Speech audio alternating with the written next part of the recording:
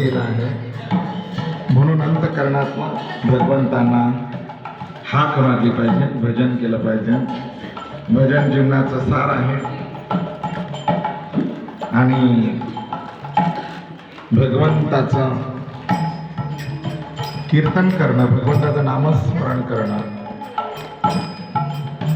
त्याच्यामध्ये देखील भावयुक्त.